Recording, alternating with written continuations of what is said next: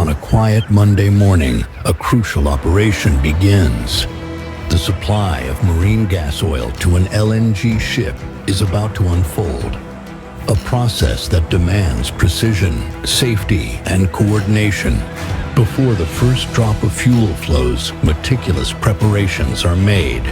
Documentation is reviewed, permissions are secured, and a safety meeting brings everyone together to ensure every detail is understood.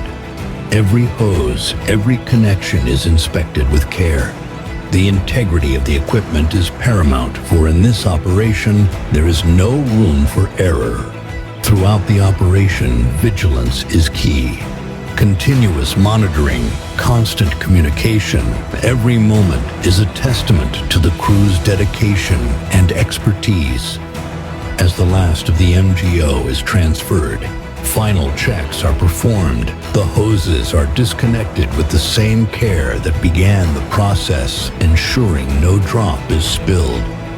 And as the LNG ship sets sail, it carries with it the assurance of a job well done.